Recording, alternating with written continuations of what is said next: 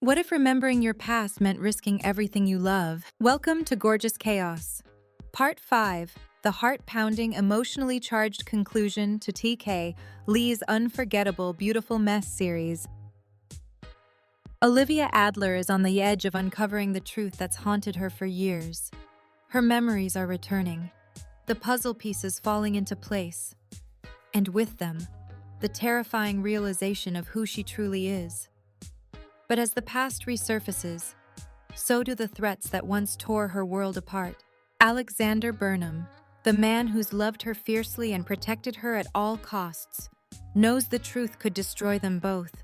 Yet, how long can love survive under the weight of secrets? This final chapter is a gripping blend of romance, suspense, and emotional revelation, where every decision comes with consequences and every truth uncovered has the power to change everything. Gorgeous Chaos. Part 5 isn't just an ending. It's a reckoning, a journey through heartache, healing, and the ultimate test of trust and love. Hit play and experience a breathtaking finale that will leave you questioning, how far would you go to protect the one you love even from the truth? Chapter 35, Understanding. What did you just say? Carol Alexander roared into the phone. You're shitting me. I know. Where are you? They've got Olivia. Shit. Alex, where did they take her? I think to the beach house. That's where I'm heading now.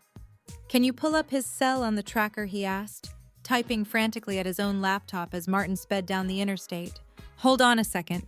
Carol typed the cell number into her tracking software. Damn it. Alex, he's in Chatham. Fuck, I'm on it. Oh, and sis, I'm forwarding a bunch of documents to you. Make sure they're sent to every news outlet you can think of. Alexander hung up his cell phone. Martin stepped on it. Olivia lay perfectly still on the floor, blocking out everything that was happening around her. She refused to cry. She simply remained unmoving against the cold, hard wood and waited for him to pull the trigger. She heard the door open and close and immediately grew hopeful. Grant remained where he was, not moving from his position on top of her. What the fuck is going on here? A familiar voice shouted. Grant looked up at the person who had just walked in. Are you him? Get the fuck off of her! He swung and punched Grant out cold. Olivia released the breath she had been holding and began to sob even harder. She felt a blanket wrap around her body. Oh, Livy, I'm so sorry that all this has happened to you. Daddy, Olivia asked. Her father quickly removed her restraints and took off her blindfold, wrapping his arms around her body as he tried to stop her cries. Shh, it's okay. Peanut, I'm so sorry. This is all my fault. It wasn't supposed to be this way. He wasn't supposed to touch you like that. Olivia's eyes grew wide. I don't understand. Her father took a deep breath. Where is it, Livy? I'm not sure. God damn it, he shouted, grabbing her by the shoulder, causing her to cry out in pain. He looked at her in horror, noticing the fresh blood from the apparent bullet wound that had been soaking her white sundress. He shot you. He was told to not hurt you until what? Olivia asked between sobs. Oh, Livy, he exhaled. I've made a mess of everything. I'm sorry I have to do this. She looked at her father. Do what? This, sweetheart. He raised his hand and Olivia's world went dark. Olivia, love, please come here, her mother called out.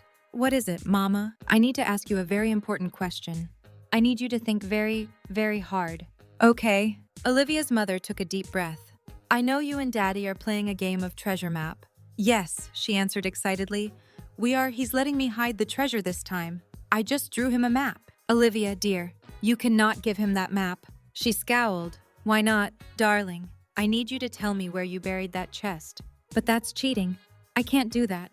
Olivia, your father has done some very bad things, and we'll all be in very real danger if I can't turn this information over to the right people. But I don't have that, Mama. Oh, sweetheart, that's what you buried. That's why I need you to tell me where it is. And I need to get it before your daddy gets home. He can't know that we know. It has to be our little secret. Can you keep a secret and show me where you buried it? Okay, Mama, I can do that. I'm real good at keeping secrets. Mama, what are you doing to Mr. Bear? Olivia asked, holding up her mother's heavy camera, snapping a picture. I'm stitching him up. What was wrong with him? I didn't know that he was broken. He wasn't, dear. But I have a bad feeling about today, and if something happens to me, I need you to take this bear to your Uncle Thomas. Tell him that all the answers he needs, he can find in your bear. Do not let go of this bear, no matter what. Okay. Okay, Mama. All done. Now hurry. Olivia, I need you to hurry. Why Daddy's not here yet? That's exactly why I need you to hurry. We need to get far away from Daddy. Olivia began to cry. I don't want to. Sweetheart, I don't have time to explain right now, but I will someday. I promise you. And what do you plan on explaining? A loud, booming voice yelled. Olivia cowered in fear. It was her daddy. But he was angry. She had never seen him like that before. She was scared. Nothing, dear. Just packing up for the summer. Olivia looked at her mother, who appeared very nervous. It doesn't look like nothing. Mary, it looks like you're running from me. Now I'm giving you one last fucking opportunity to tell me where those papers are, or I swear to God, I will kill you. Olivia screamed, clutching her bear. Olivia, dear, please, quiet down, her mother begged nervously. That's right, Livy, stay quiet. How could you, Jack? Why, we have enough money. Jack stepped back. You think I like it that I can't afford to pay for the lifestyle my wife is accustomed to? Be reasonable, please. No, it ends now. Where are the fucking papers? I can't tell you, she said quietly. Let's go, Mary. You're coming with me. No. You're going to have to drag me kicking and screaming from this house if you expect me to go anywhere with you. You traitor. Olivia watched as her father grabbed her mother and slammed her head against the kitchen counter. She squeezed her stuffed animal tight, remembering her mama's words to never let go of the bear. Livy, sweetie, come with Daddy. We need to get out of here. But Mama, your mother is fine. She's just sleeping right now. She's coming with us. Don't worry. Olivia got up from underneath the table and followed her father out of the house and into their car, her father carrying her mother and placing her in the front seat. They left the beach house and began driving away. As they approached the turnout, Jack saw the SUV waiting and took his foot off the accelerator. He looked at his unconscious wife as she sat lifeless in the front seat. He hated how everything ended, but she knew too much.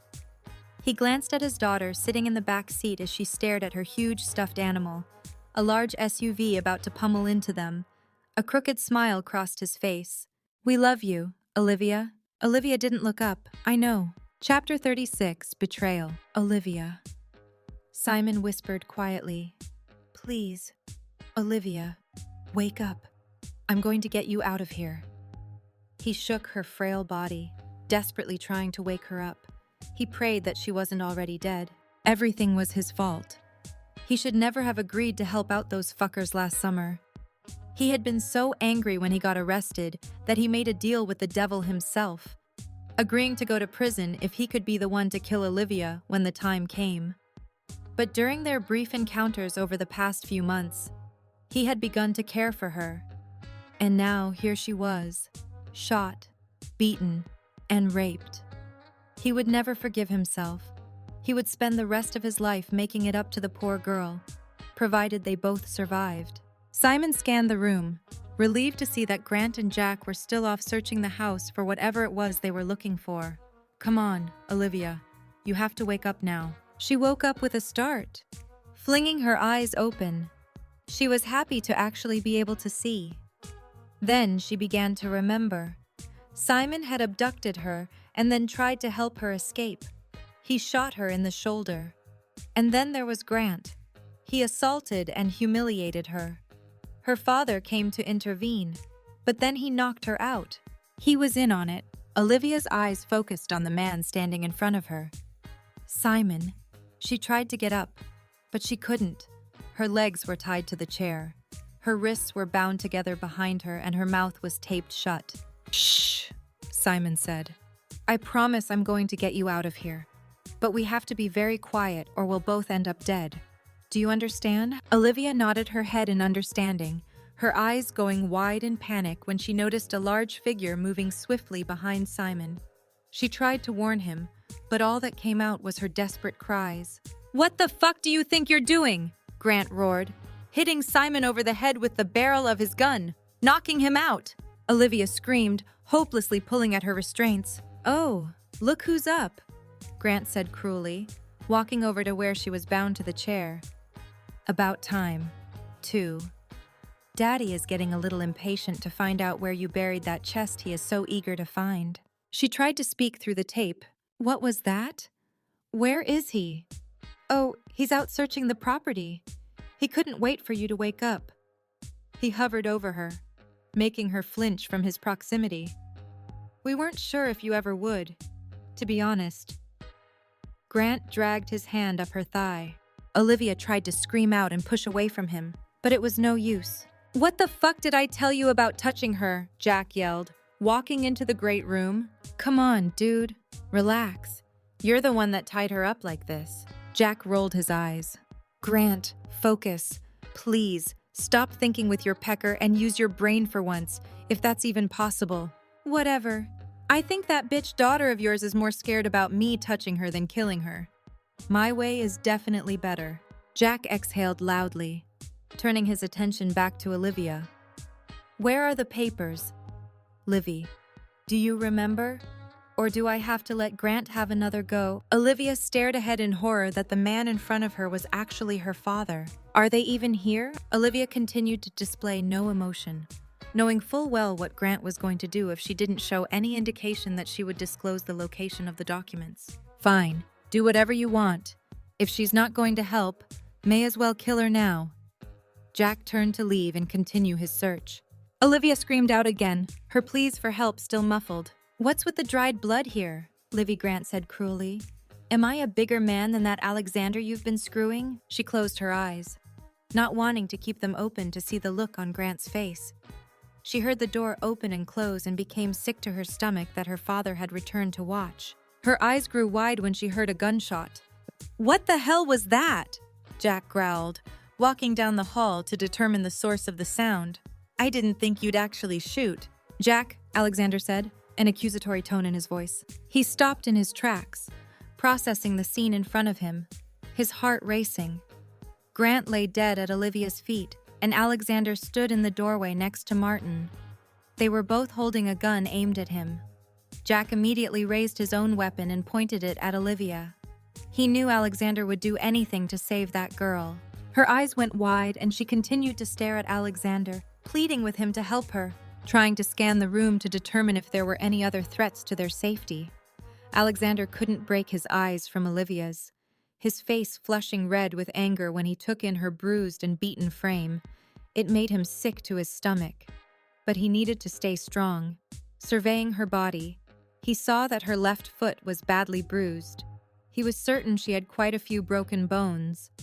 There was a bullet wound that appeared to go through her right shoulder, drenching her white sundress a dark red color. She seemed to have lost quite a bit of blood, and he wondered how she could still be conscious. But what made Alexander want to scream was the sight of blood trickling down her thighs. He was beside himself with anger and guilt. Once again, he failed to protect her. Ah, looks like you figured it out, son, haven't you? Alexander took a step closer, trying to keep his composure as Olivia looked up at him, bound and gagged. Jack closed the distance between himself and Olivia, pressing his gun against her temple, daring Alexander to come any closer. Drop your weapons or I will fucking kill her, daughter or not, he growled. Now, Alexander immediately stopped dead in his tracks, adrenaline coursing through his veins. He turned to Martin and nodded. Slowly, they both lowered their guns to the ground, keeping their eyes trained on Jack. Kick them over here! They followed his direction, holding their hands up in surrender. Alexander had been in tighter spots before, but never did he have to fight for the life of a loved one. He couldn't afford to fuck up. How could you? He asked quietly. Your own daughter.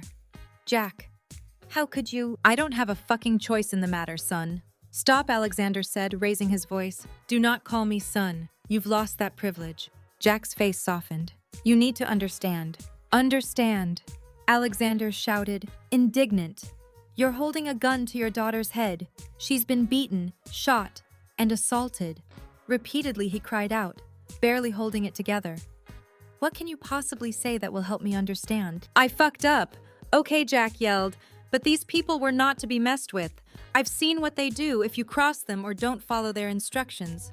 Not the way I want to go. So it was you? Of course. I was the brains behind the whole fucking thing. He responded, almost sounding offended that Alexander would question his ability to pull off an operation like that. I was able to employ the help of some other people in the CIA, the FBI, the military. No one knew about anyone else who was involved, except for Kiddish, Sr. We were the only ones who knew where all the bodies were buried, so to speak. I didn't want to enlist his help, but I needed someone to keep all the other players in line. I don't understand, Alexander said. Why were those documents at your house to begin with? For anyone to find? Not very smart, Jack. He wanted him to keep talking. I couldn't keep that shit at the office. Now could I? Someone would eventually catch on. Never did I think that someone at home would, so she had to be dealt with. A twisted look came across Jack's face of part remorse and part satisfaction. No, Alexander said quietly. Marilyn. He looked to Olivia, tears streaming down her face. You killed your own wife, he asked, unable to comprehend that the monster standing in front of him was the same man he used to build sandcastles with when he was younger. I had to. She knew too fucking much. Jack took a deep breath. She was smarter than I gave her credit for. She was on to me. She found all the documents that we had fixed. The money transfers were there. It was all there. I was careless enough to leave it out one day. I had to lie and say that it was a case I was working on. She believed me at first, but then she started to question things. I guess the money made her suspicious. I should have been smarter about hiding the extra cash coming in. I made up a story about some of the people I was investigating catching on to me. I had hoped to scare her off so she would stop asking questions about the details of what was going on. It worked, a little too well. Marilyn went to your father, giving him the story that I fed her before she knew of my involvement. Soon, she started digging through all my stuff and, eventually, put it all together. She knew too much. I had no choice. So you killed her. You know the answer to that. But the accident, well, I guess I might as well tell you everything. None of you will be walking out of this house alive. Jack shrugged, amused, almost as if he was proud of himself for what was going on. Marilyn was dead before I even placed her in the car.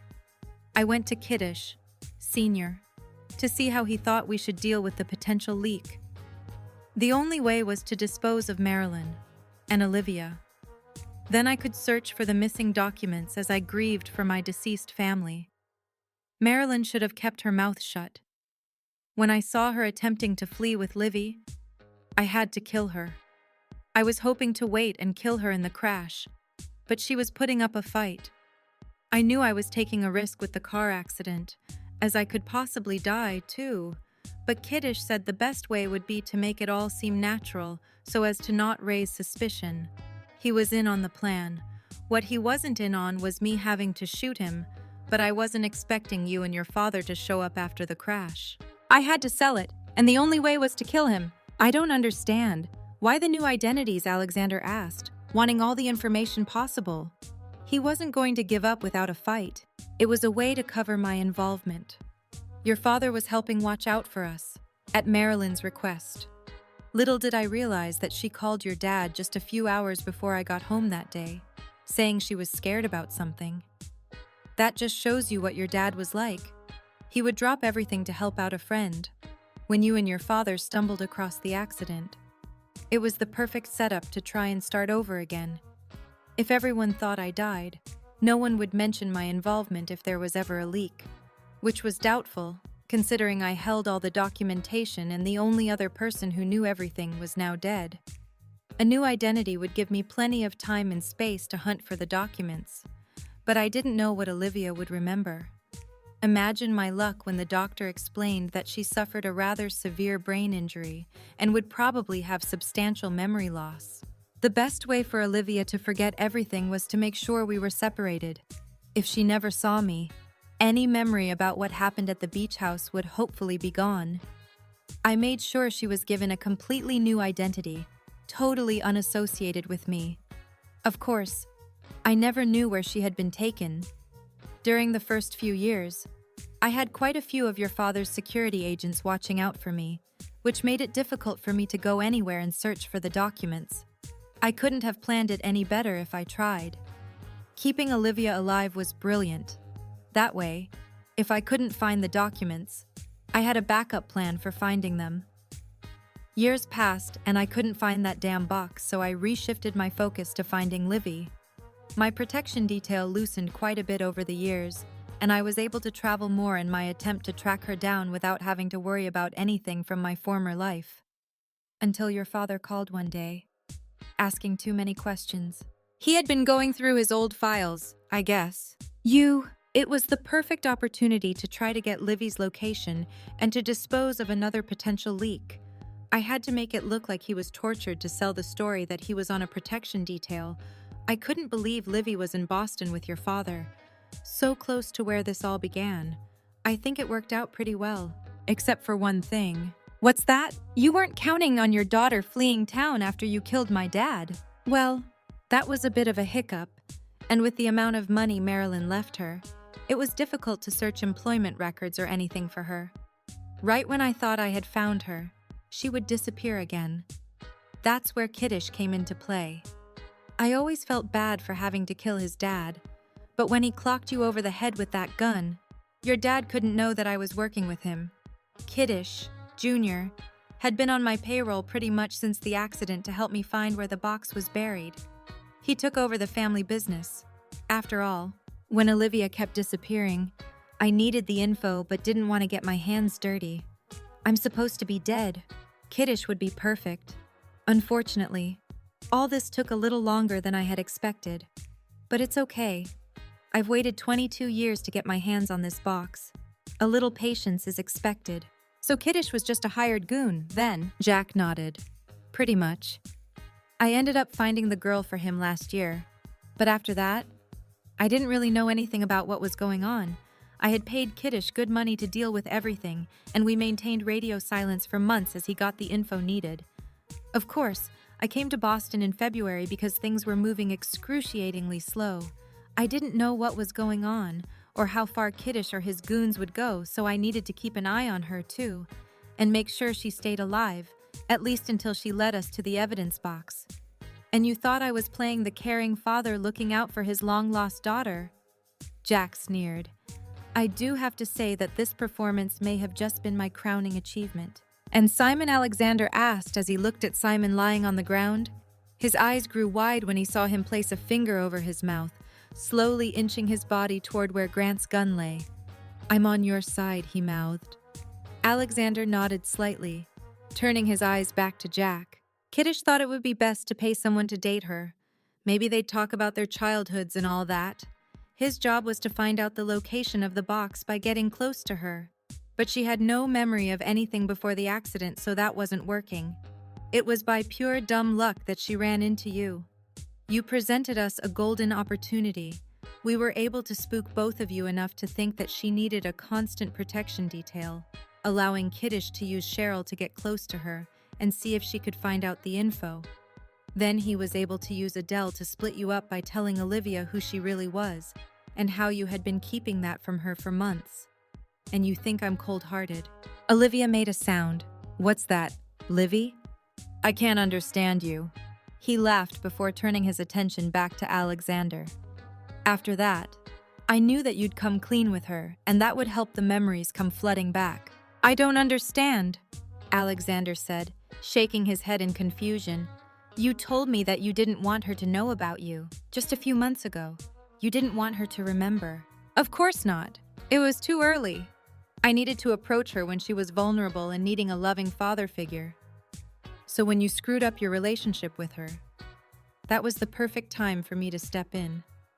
I'll admit that it was risky, not knowing whether seeing me again would trigger all those memories. But it had to happen. She was the only one who could lead me to all those documents. It all worked out quite nicely. Except for one thing. What's that? That evidence isn't here. What? Jack roared, pressing the gun even harder into Olivia's temple. Alexander's heart raced. He needed to proceed cautiously. Jack was a loose cannon. Simon was so close to the gun. Come on, Alexander screamed in his head. Where is it? Livy Jack demanded. Olivia looked him in the eyes, shaking her head from side to side. Jack lifted his leg and kicked her in the stomach. "No!" Alexander shouted, taking a step forward as he watched Olivia keel over, screaming out in pain through her gag, tears running down her face. Jack pushed Olivia back to a sitting position and raised his gun to her temple. "I warned you, Alex. Step the fuck back." Olivia's eyes met with Alexander's again, pleading for him to just end it all. She couldn't take any more pain. She was barely holding on to her consciousness as it was. "It's not here." "Jack." Alexander checked his watch, and I'm pretty sure it's already too late to do anything. "What are you talking about?" he asked, his mind racing. "Olivia left plenty of clues for me, leading me straight to the evidence. Before I got here, I made sure to send all the documents to various news networks. It's over." "You're joking," he said nervously. "Try me. Go ahead. Check the news. I'm pretty sure they're already making arrests." Jack walked over to the remote and turned on the large-screen television, making sure to keep his gun trained on Olivia. He quickly found a national news network, his jaw dropping when he listened to a blonde anchor talk about multiple arrests of various government officials involved in acts of terrorism. Documents we received just a short while ago indicate that these officials were responsible for selling U.S. military arms and munitions, as well as government secrets, to various terrorist organizations. These people were responsible for the downing of several flights, in addition to the bombing of multiple government buildings here and abroad. The Secretary of State made a statement saying that this is the most pervasive corruption in the government that she has ever seen. The man behind it all had apparently faked his own death over 20 years ago to cover up his role in this operation. A photo flashed on the screen. "This is Jack DeLuca, and he is wanted in connection with these acts of terrorism. He also goes by the alias Nathan Roberts." "No!" Jack screamed, nervously walking back to face Alexander. He pointed his gun at him, then back at Olivia, and then back at him. Alexander looked over and saw Simon holding Grant's gun, lying flat on the ground, the gun following Jack as he paced the large room, discreetly holding up his hand. Alexander signaled him to wait a little longer until he was certain that he'd be able to make the shot. He knew they only had one chance to take him down, and he couldn't risk Simon missing. Returning his eyes to Jack, he said, "It's over." "No, no, no, no, no," he cried out, shaking his head. After several intense moments, he slowly lowered his gun. Alexander breathed a sigh of relief, taking a step toward Jack to retrieve his weapon and restrain him. In the blink of an eye, Jack raised his gun and shot Olivia through the chest, a cruel look of fulfillment crossing his face. "No!" Alexander screamed as more shots rang out. Jack fell to the floor and Simon got up, running over to him, shooting him through the heart several more times while Alexander ran to Olivia's side. He quickly cut her from her restraints and pulled the tape off her mouth. He lowered her lifeless body to the floor and frantically tried to find a pulse as Martin dialed 911. "Come on, Olivia," he cried. "You cannot die on me. Not now. Please, stay with me." Alexander cradled her in his arms. "I can't survive without you." Tears overtook him as he wept for his Olivia lying lifeless in his arms. "I need you, love. I promise I'll always protect you from now on. Nothing bad will ever happen to you again. Just, please, come back to me." Chapter 37. Grief. Alexander sat in a complete daze as the EMTs arrived and pried Olivia from his arms, speechless from the trauma of what he just witnessed. After paramedics administered CPR and found a pulse, they quickly put Olivia on a gurney, continuing to give her oxygen. "Sir, is this your wife?" Alexander heard a voice say as he stared blankly ahead, still unable to process what was happening. "Sir," Alexander finally snapped to. He cleared his throat, grabbing the ring from his pocket. "Yes, she is." He gently placed the ring back on her finger where it belonged, a tear falling down his cheek as he felt Olivia's cold hand. "We're taking her to Cape Cod Hospital. Would you like to ride with us?" Alexander slowly nodded his head, following the EMTs out of the beach house. "I'll stay here and take care of the police," Martin said to Alexander as he walked through the doorway. Their eyes met, and Martin couldn't remember ever seeing him so distraught. "She'll pull through, sir. She's a strong girl." "I'm so sorry," Simon called out, clutching the gun. I never meant for this to happen. He fell to the floor, crying. Alexander showed no emotion as he turned to catch up with the EMTs, an empty expression on his face. The next several hours passed in a daze while Alexander sat in the waiting area at the emergency room, gazing ahead at the white walls. Every time he closed his eyes, Olivia's lifeless, blood-stained body flashed in his memory. Alex snapped out of it. His sister pleaded with him as soon as she reached the hospital in the early morning hours. "Come on, Olivia is in there fighting for her life. You need to tell us what happened, to help her. They got almost everyone involved, except Kiddish. He got away. He's still out there, so you need to tell us what the fuck happened. To help her!" "Of course, damn it!" Alexander roared, punching the wall, startling several nurses. Carol ran and put her arms around him, trying to calm him down. "There's my baby brother." "Now, what happened?" she asked, leading him back to his chair. A tear fell down his face. "She was shot." He quivered. "The bastard shot her in the chest." He looked past his sister. "He's dead now. Though, they're both dead." "Simon?" "What about Simon?" Carol asked urgently, needing all the pieces of the puzzle. "He was in on it. I think he's the one that abducted her, but then something must have happened. Like he intervened on her behalf because, when I got there, he was knocked out cold on the floor. Then he came to and shot Jack. Simon helped. But Grant, he fucking raped her. And her dad let him."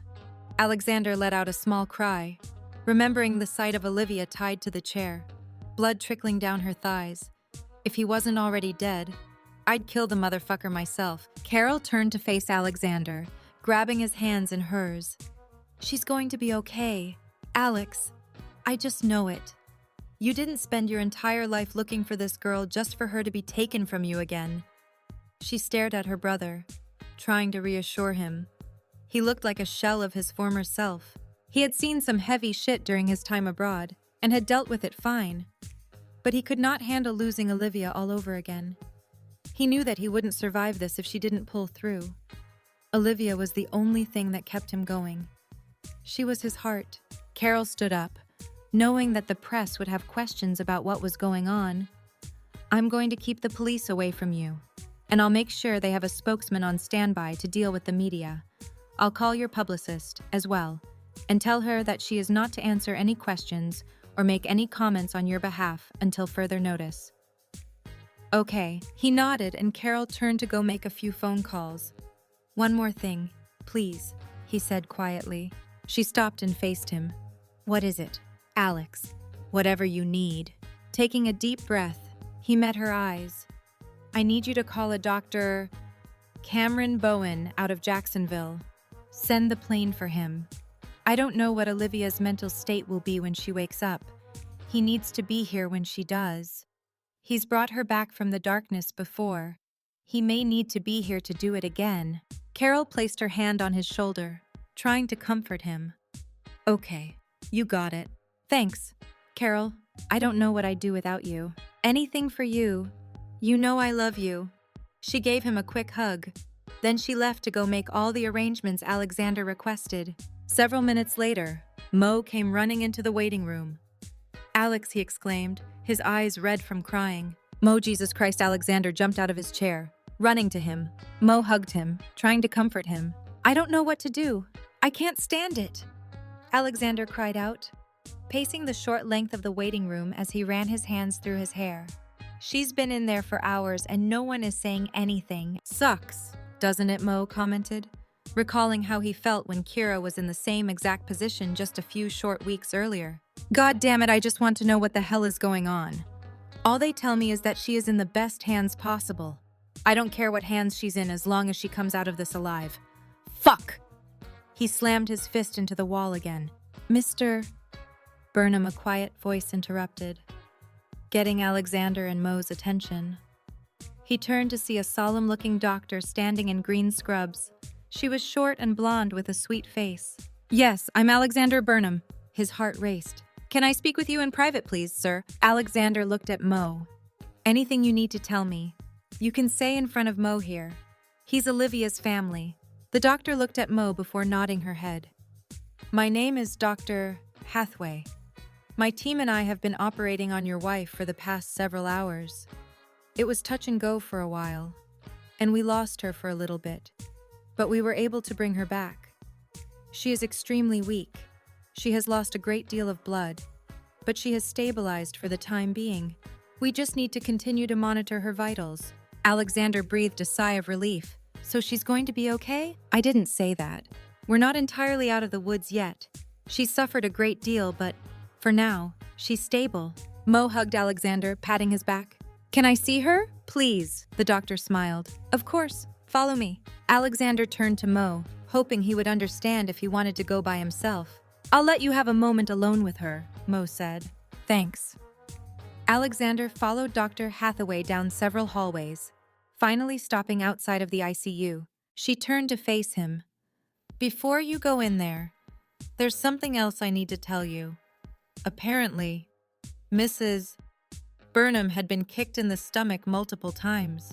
She suffered from several cracked ribs. I'm sorry, but she lost the baby. Alexander stared wide-eyed at Dr. Hathaway. Shh. She was pregnant. Oh, you didn't know? She was about 6 weeks along. She hasn't miscarried yet, and there's no telling when she will. There was nothing we could do to save the baby. The miscarriage may not have been a result of what happened to her. It may have occurred naturally, but I just wanted to let you know. Alexander did the math. Of course, after seeing Kira in the hospital when they first got back together. Damn it, he breathed, shaking his head. Is she going to be okay to eventually? If she pulls through, she will be able to have lots and lots of babies. There's been no permanent damage. Don't worry. Dr. Hathaway winked as she opened the door to Olivia's recovery room. I'll give you some privacy. Alexander thanked her and she closed the door, leaving him alone with Olivia, the rising sun brightening the room. He walked over to where her lifeless body lay. He listened to the gentle beeping of the heart monitor and watched her chest rise and fall. Her left foot was in a cast, and her right shoulder was in a sling. He didn't want to see her other wounds, not knowing whether he could stomach seeing anything else. He sat down in the chair next to her bed and grabbed her hand in his. Olivia, love, he whispered through the lump in his throat. I am so sorry. I never thought in a million years that your father. He leaned over and brushed his lips against Olivia's cold cheek, still clutching her hand. I should have figured it out earlier. I'm so sorry. All the clues were there. I still can't believe all those documents were sewed tight inside Mr. Bear all these years. Your mama. He squeezed Olivia's hand as a tear fell down his cheek. Your mama would be so proud of what you did. I'm so proud of you. He looked at her hand, toying with the ring on her finger. I told you not to leave the house, he cried out, knowing that she had no control over it. You never did like following instructions. Did you? He said, a hint of amusement in his voice. God, even when we were kids, you never listened to me. You always played by your own rules, and I always let you get away with it because it made you happy. And when you were happy, it made me happy. I've always loved you. Olivia. Alexander looked around the room, a painting of a snowy scene catching his eye. He smiled at his memories of them together as children. You hated the snow. God, I never heard the end of it. You were such a whiny kid whenever it snowed. Then, one day, I finally dragged you out to play with me and, with your mama's help, we built our very first snowman. Every day that week, you would come out and play in the snow with me. I even let you talk me into having a tea party with that snowman. I was the only 7-year-old boy in Mystic who was whipped enough to agree to have a tea party with a girl in his own front yard. He smiled at the memory. When I had to start school, you were beside yourself. You screamed and cried. You were so worried that I would go off to school and make all new friends and forget all about you. His eyes became sincere and he lowered his voice. But I could never forget about you. That first day of grade school, all I could think about was you. I remember your first day, too. I held your hand as we walked to school. You didn't understand why you couldn't just skip ahead to 3rd grade to be with me. That day, during recess, I saw 2 boys teasing you, pulling your cute little braids. I was so mad. Nobody messed with you after that day. You had a 3rd grader on your side. His eyes glistened with unshed tears at the memory. My friends always teased me about you, but I didn't care. You were worth it. You were always worth it. He stared down affectionately, his chin quivering. The day of the accident was the day after Tyler was born. At first, I was so mad at my mom for even thinking of having a baby during the summer, taking me away from you and the beach. For the longest time, I even blamed Tyler for your death. I ignored him. I couldn't even look at him. That's when my parents put me in therapy, and I eventually got over it. But I never got over your death. When I found you last year, Olivia, I was so torn. I was thrilled you were still alive. But then I knew there must have been a reason for it all. I was scared for you. And for me because I really didn't think I could survive if I lost you all over again. I barely made it out the first time. Please, love, don't leave me here without you. He looked down at her stomach, gently laying his hand over it. You'll be an amazing mama someday. I'm so sorry, Olivia. I had no idea. Alexander sobbed for his battered and beaten love, and for the child that no longer continued to grow inside of her. You'll be a great dad someday, too. Alexander swung his head around. Oh, Ma. He buried his head in his hands, not wanting his mother to see him at his breaking point. Hey, Colleen said, walking toward her son, comforting him with her arms. I came as soon as Carol called.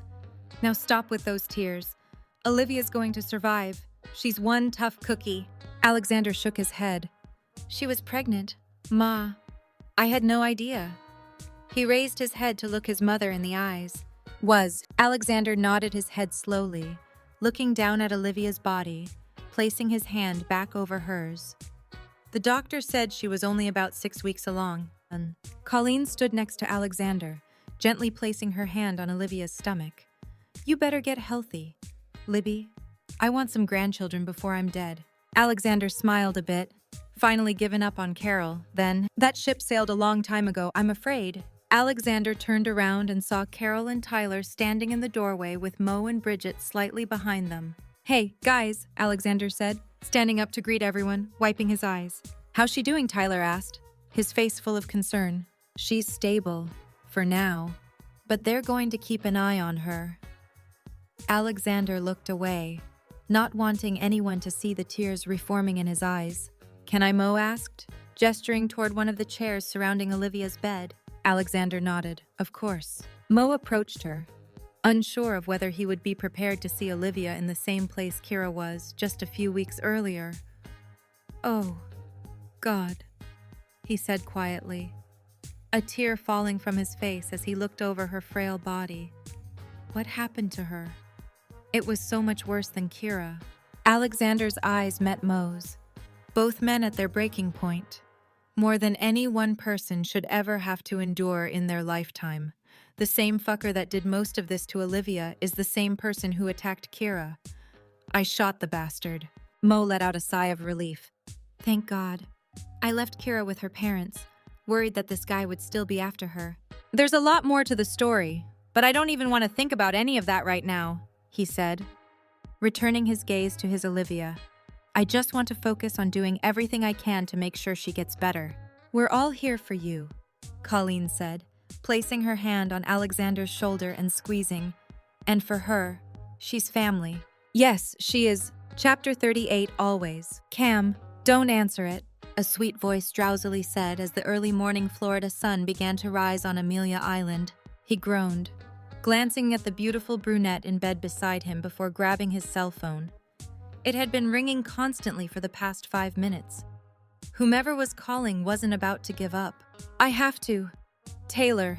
It could be an emergency. He threw back the duvet and climbed out of bed, gazing at her tall, lean, naked body, wishing he could just forget about Olivia. No matter how many women he dated, he just couldn't forget about those beautiful brown eyes. Dr. Bowen, Cam spoke into the phone. Dr. Bowen. My name is Detective David Wilder with the Boston Police Department. I'm sending a plane to Jacksonville Airport. We need you up in Boston. Cam's heart began to race. Boston? Why Boston? It must mean... What's going on in Boston? David sighed loudly. Technically, you'll be heading to the Cape. Alexander Burnham has requested you be here. It's Olivia. Olivia, he asked quickly, nerves coursing through his body. What's wrong with Olivia? I'll go through all the details during the flight. Mr. Burnham needs you to be there for her, if and when she wakes up. Cam let out a quiet sob. What happened? 2 hours later, Cam was sitting on a luxurious Gulf Stream heading north. It took him a fair bit to process the story that the man sitting across from him had relayed. It sounded like something from a horrible movie. Yet it was Olivia's life. We need you to help us understand how this is going to affect her, the man named David said, snapping out of his shock. Cam knew he had a job to do. Olivia needed him, more than she had ever needed him in the past.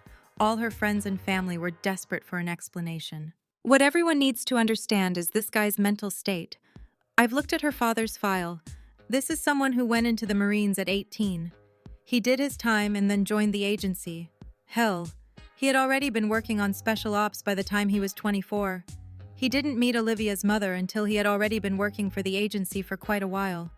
I don't want to be the one to say it, but based on everything I see in front of me here, this was someone who used his family as a cover-up for who he truly was. A person with no feelings, no emotion. He had been trained to know what people would expect and how to convince them that he was a well-adjusted member of society. That's what he was doing all those years. He put on a show, pretending to care about his wife and his daughter.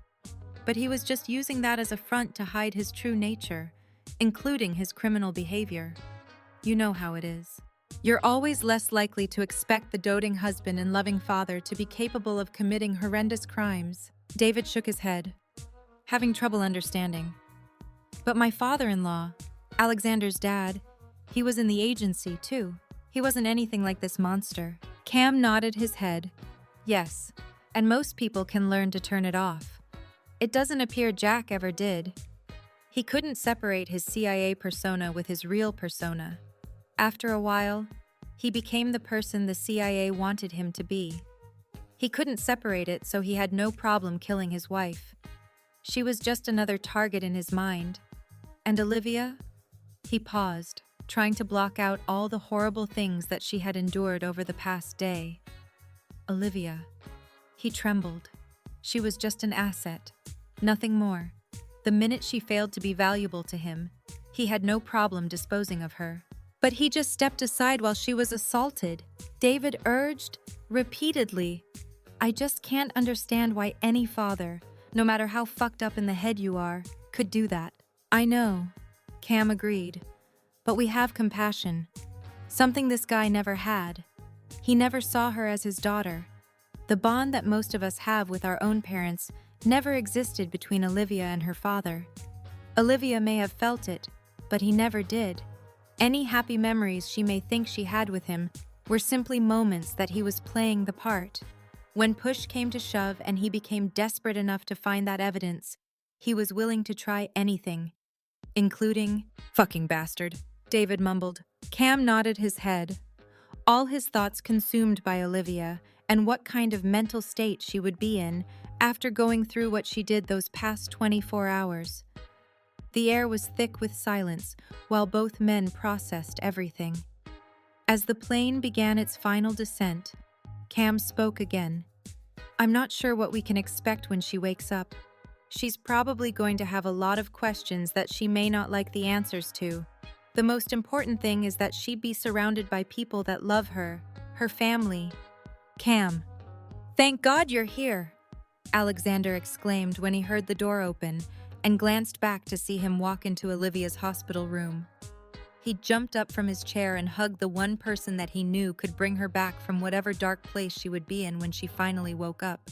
How is she? Cam asked, his face awash with concern. Alexander shrugged, fighting back the tears. No one knows. They don't know when she'll wake up. She was... David already told me, Cam interrupted. knowing that it would be difficult for Alexander to talk about what happened. He walked over to the bed and stared down at Olivia's lifeless body, fearful of what she would have to go through when she woke up.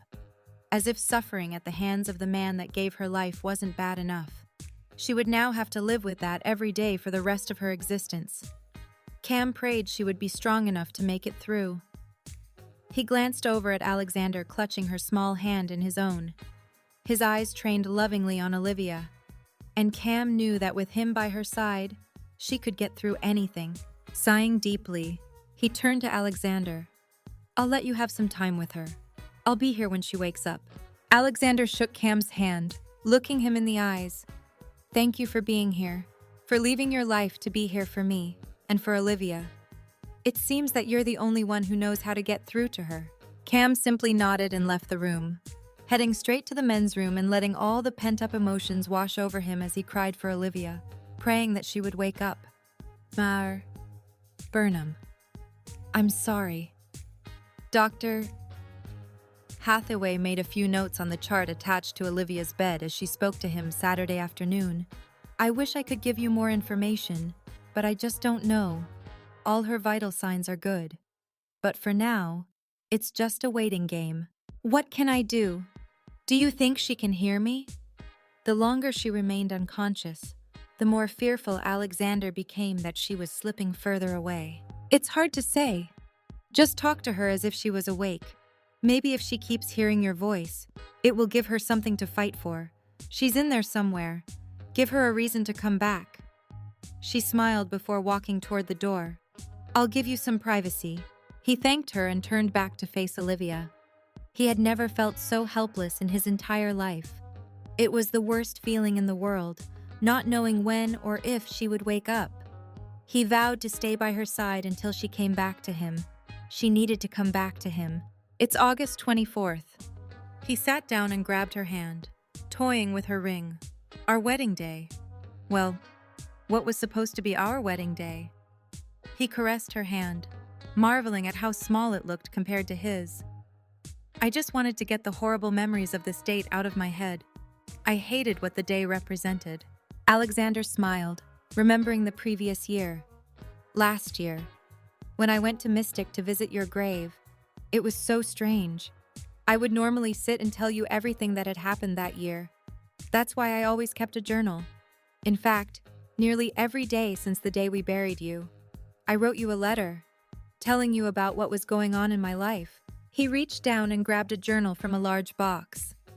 "See, this is from the year you were taken from me. I had Carter bring a few things to me. I'm willing to try anything to get you to wake up." Looking over at Olivia's pale face, he opened the notebook. "This was Mom's idea.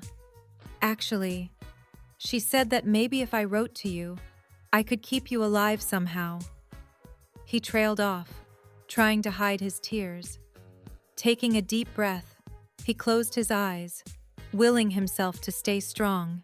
It was getting more and more difficult with each passing minute. September 1st. "Dear Olivia." He looked up, smiling. "Oh, love. You should see how horrible my handwriting was back then. I can barely read it." Returning his gaze to the journal in front of him, he continued, "You were put in the ground today. I never even got to say goodbye to you. It's not fair. One day you were lying in the hospital bed. I told you to wake up. I guess you just didn't want to listen to me. Why couldn't you listen to me just once? Is it really that difficult? I'm sorry. Olivia, I don't mean to yell at you. It's not your fault. I don't know whose fault it is. I miss you. I got back from the funeral this afternoon, and I changed into my play clothes. I ran out of the house to go and play with you, and then I realized that you're not there to play with me anymore." Alexander lowered his head, clutching Olivia's hand in his. "I'm sorry, love," he sobbed. "I don't think I can finish." "Find a happier memory, Alex, darling." He turned his head around, surprised to see his mother standing in the doorway. "Ma, what are you doing here?" "Just checking to see how you're holding up." She walked over and placed her hand on his shoulder. "Not good. Ma, I just want her to wake up." That's all. Every minute that goes by, I feel like she's slipping further and further away. He trembled. Colleen sat down next to her son and wrapped her arms around him. Oh, Alex, I know it may seem so bleak right now, but you need to stay strong. How do I do that? He asked, meeting her eyes. Think of what you would say to her if she was awake. She's probably itching to wake up, and she will. She's a fighter. Alexander clutched his mother's arms, no longer trying to hide his emotions. I just can't lose her. Not again. You won't. So buck up and tell her one of your happier memories. She helped him straighten up. Come on. I know you've got some in there. He thought about her words for a minute, smiling. He reached down and grabbed his journal from the previous year. He flipped through the pages, searching for a certain entry. Ah, here it is. August 19th. Dear Olivia, I met someone this weekend. I can't explain it, but this is a girl I actually want to get to know. Instead of just bang and then kick to the curb. Alexander cringed, looking at his mother. Sorry, Ma. Alex, darling. I am perfectly aware of all your previous sexual exploits, as is most of the country. He blushed before returning his eyes to his journal, reading out loud once more. She is absolutely breathtaking. If you hadn't died, I'm pretty sure you would look just like this girl. She has the deepest brown eyes I've ever seen. Her smile has probably broken many hearts. And her lips. Well, I am anxious to get a taste of them. His heart warmed at the memory as he gazed down at Olivia's cold lips, thinking how much they had both grown together since that fateful night a year ago. But there's something about her that reminds me of you. There are so many coincidences. Her name is Olivia, too. Well, technically, it's Sarah. Olivia is her middle name, but she goes by Olivia. She also lost her parents in a car accident. I know I shouldn't read too much into it, but what are the chances? There's something about her, though, that I just can't put my finger on. The way she carries herself is almost tragic. Her gorgeous eyes show the chaos deep within her soul, and I want her to let me in to see what's underneath her hard exterior. Gazing over at Olivia's body, he recalled the first time he saw her beautiful brown eyes. It seemed as if there was a glimmer of recognition there. The first time he touched her, he felt an electricity and excitement that he couldn't remember experiencing with another person in all his years. Returning his attention to the journal in his hands, he continued, I first laid eyes on her as she was running down State Street, trying to get away from some creep who was chasing her. Turns out he was some guy she used to date. Apparently, her idea of relationships is quite like mine. Fuck and then leave. But with her, it almost seems like she does that to keep everyone away, as if she doesn't want to get close. I just can't figure it out. And there are too many coincidences. After finally giving up hope of finding you, I run into this girl. Is it you? Part of me wants it to be you, but another part of me hopes that you are safely looking over me from above, because if you are still alive, why did Dad tell me you died? Why the secrets? His chin quivered as memories came flooding back. He wasn't ready to say goodbye yet. She had to come back to him. They hadn't even started living their lives together. Tears fell from his eyes as he buried his head against Olivia's still body, not wanting to come to terms with the idea of losing her all over again. Please, don't leave me. Alex, that was his Olivia's voice. He was sure of it. His eyes went wide and he looked at his mother, hoping that she had heard it, too. Her seat was empty. He returned his gaze to Olivia. Her eyes were closed and there was no hint of movement. Maybe he was losing his mind from the lack of sleep. Still, he was certain that he heard her say his name. What was it that your mama always said when we were arguing? The best solution to any problem is music. He shrugged. Something like that anyway. He looked over to where his guitar case sat in the corner of the room with the other items that Carter had brought to him. Maybe that's the answer. He walked over and grabbed his guitar out of the case. Olivia lived and breathed music. Maybe it was what she needed to wake up. He didn't care how stupid it sounded. He was desperate and willing to try anything. looking out the window into the darkness of the night. He checked the tuning on his guitar. He was starting to have a bad feeling about what that day would bring. It was, after all, August 24th, a day that had brought him nothing but sorrow and pain in the past. He thought for a minute about what to play. It needed to be something Olivia would want to hear. "You've been on a bit of a Coldplay kick lately, haven't you?" he asked, looking at her, hoping she would answer. "Okay, Coldplay it is then. Love."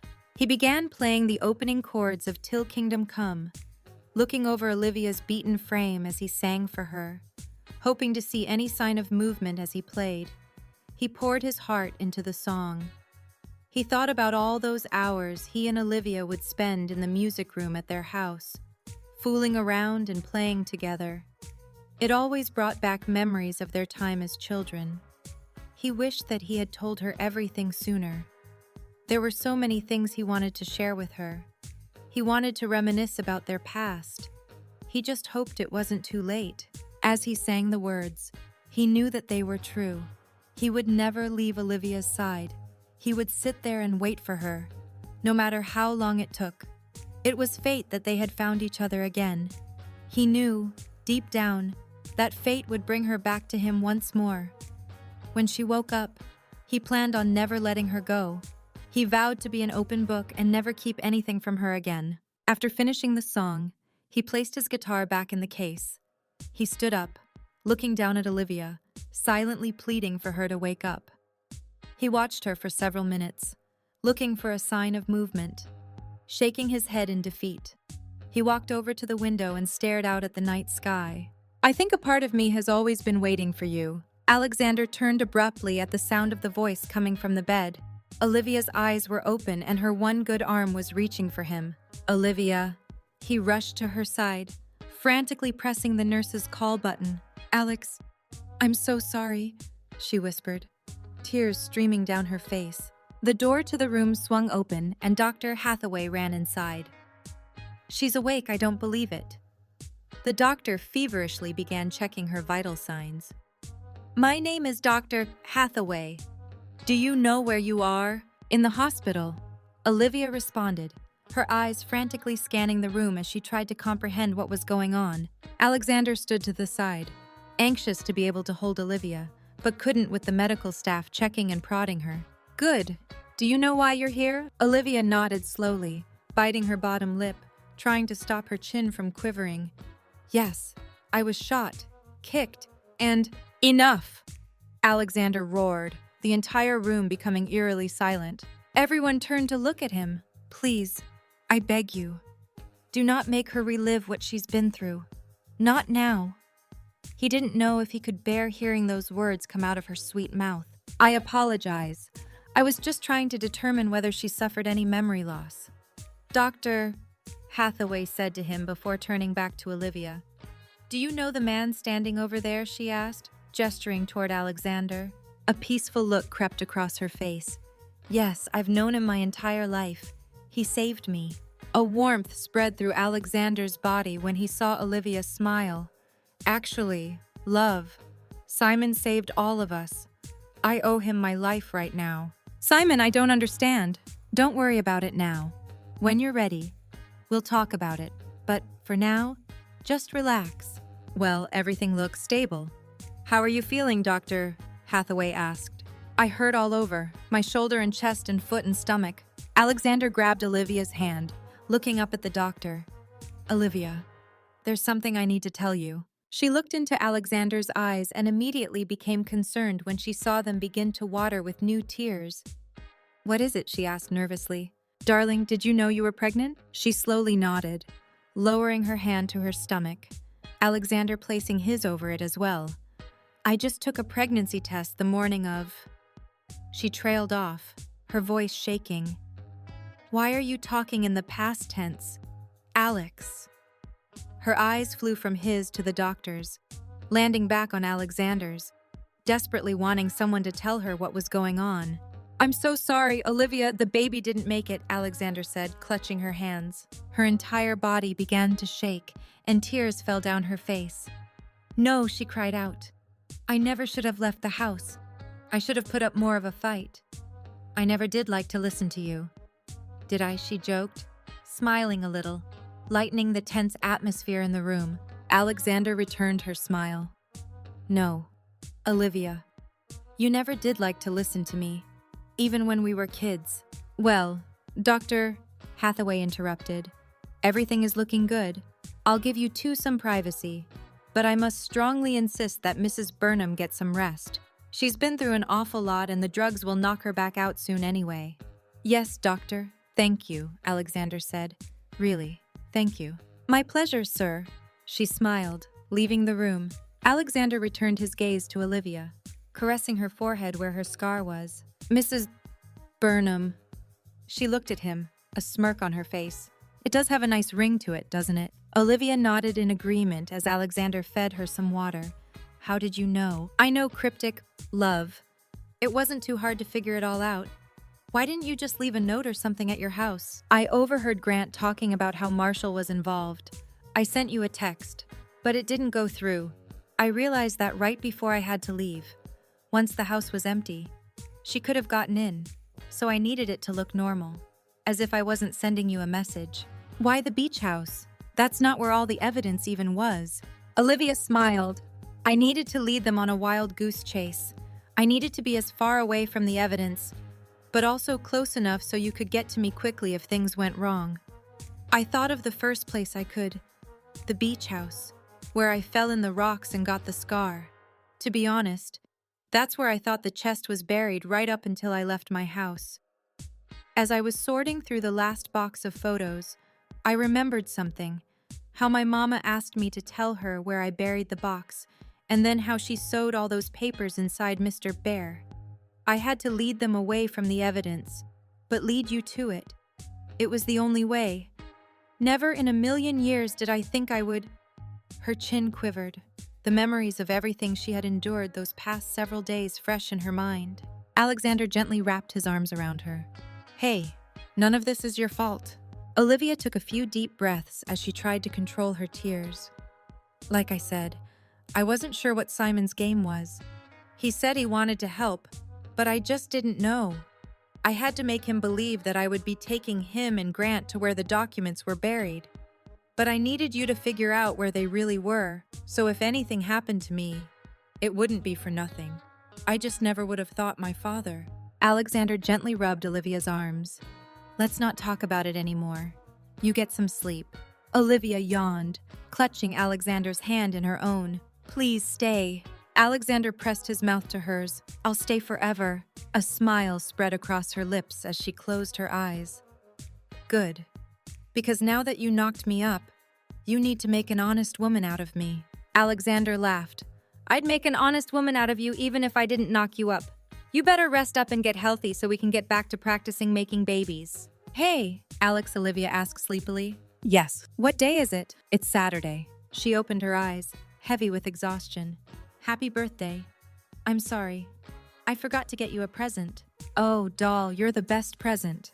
Now rest up so you can get better. Olivia closed her eyes. I love you, Alexander Burnham. And I love you, Olivia DeLuca. Always have, always will. Chapter 39, complete. Where is she? I want to see her. Alexander heard, waking him from his sleep. He looked around the hospital room where Olivia rested, a look of peace finally on her face. He hoped the nightmares were gone once and for all. God damn it, that's our granddaughter in there! A muffled voice sounded from down the hallway. Shit, Alexander exclaimed, jumping from his chair and heading out the door to speak to Rose and Donald Harris. Alex Rose exclaimed, What is going on? We got a phone call saying that Olivia's alive. Please say it's... Yes, he replied. It's true. She's alive, but she's in pretty bad shape right now. He lowered his voice. Please, let's go somewhere we can talk, and then I'll check with her to make sure she's strong enough to see you. She's had a rough go of it lately.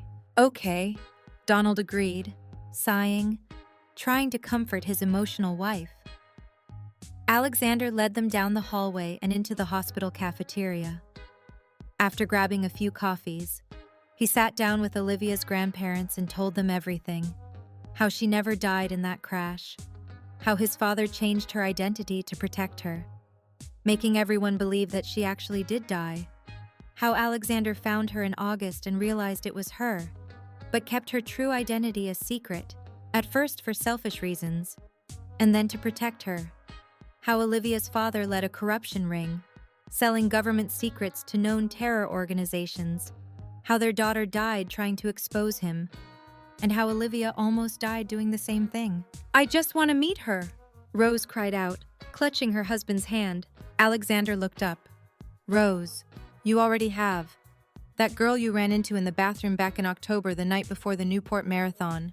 A quiet sob left Rose's mouth. That's Olivia." "Oh," Rose cried out, burying her face in her husband's chest.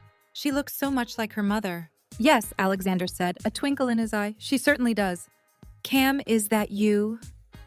Olivia sobbed out later that day when detectives wanted to begin questioning her about what had happened at the beach house. "Hey, Libby," he said softly, rushing to her side and wrapping his arms around her. Alexander nodded and retreated from her recovery room, giving them some privacy. "I just don't understand," she cried into his chest. "Hush. It's all okay.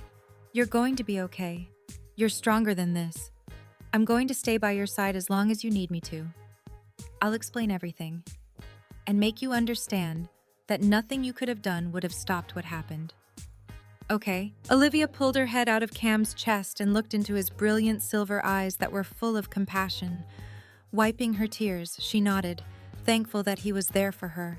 He stayed by her side throughout the week, helping her understand exactly how her father could do what he did and feel no remorse for his actions. It was difficult to process, but in the end, Olivia was grateful he was there. She didn't know how she would have dealt with everything had Cam not been there to shed light on her father's mentality. Once Cam deemed her strong enough toward the end of the week, a detective arrived, wanting her statement. Glancing around the hospital room, she was thankful to have Carol and Alexander there alongside Cam to help her answer all the questions the police were asking. "So, let's go back to Simon," the detective asked after hours of questioning regarding what she knew about her father. What was his involvement? "Leave Simon out of it," Olivia vehemently replied. "If it wasn't for him, I'd probably be dead right now. He tried to help me escape, as much as he could. I understand. You've said that over and over again, but he was involved. He's admitted as much. He has been extremely valuable to our investigation and told us about everyone who was involved that he was aware of. But he is going to have to do some prison time. We're just trying to understand everything that happened." Olivia sighed. "He's a good man, a changed man, and that's all you need to know about Simon. Like I said, he's probably the only reason that I'm alive right now. I'm done talking about him, so you can move on to something else, or you can leave." She glared at the detective. Carol chuckled a little bit, glad to see the old strong-willed Olivia returning. "Okay, I'll move on from Simon." He glanced around the room. "I apologize, but I need to ask about Grant." Her chin quivered from the memory, and Alexander clutched her hand in his, giving her a reassuring nod. "I'm sorry, Miss Adler, but it's imperative to the investigation that we know exactly what happened." She took a deep, steadying breath, looking for the inner strength to relay everything that Grant did to her at the beach house. She broke down several times, and Alexander didn't do much better. He wanted to kill Grant all over again. He wanted him alive so he could torture him just as he tortured his Olivia. Thinking about it made him wild with rage, but he tried to control his emotions and remain calm. "We'll stop here for today," the detective said as the sun began to set after several hours of questioning about Grant. "Thank you for all your help, Miss Adler. It's been very useful." She nodded, watching as he began to retreat from the room. Did they catch everyone she asked? And not just everyone incriminated in the documents. Did they catch everyone that was involved? He nodded. Yes. Everyone that was named in the documents and who was involved in the plot has been apprehended, except for Mark Kiddish. Olivia perked up. Does that include Adele Peters? Yes. She is currently in police custody as they try to determine the extent of her involvement. Olivia grinned, trying to hide her delight at the thought of Adele being led away in handcuffs for her role in everything, wishing she could have been there to witness it. Thank you. My pleasure. The detective left the room. Carol closed on his heels. Libby, Cam said, looking down at her. I need to get back to Florida, but I can stay if you need me to. Are you going to be okay? She glanced at the two men at her side, and she smiled, squeezing both his and Alexander's hands. For the first time in my life, I know that I will be. Thanks for being here. Anything for you? He planted a kiss on her forehead. The next time I see you, you better be out of this hospital bed. Okay, she nodded, watching as Cam left her room. Olivia, love, Alexander said once they were finally alone. There's something I need to talk to you about. I want you to know that no one is pressuring you to do anything that you're not ready for yet. Do you understand? What is it, Alexander? He took a deep breath. Olivia, darling, your grandparents are here. They've been here every day this week, but we wanted to wait until you were ready. They would really like to see you, but they understand if you need more time to process everything. Her bottom lip quivered. I can't believe that I finally have a family, she cried out, a tear escaping from her eye. Oh, love, he said, cradling her in his arms. You always had a family.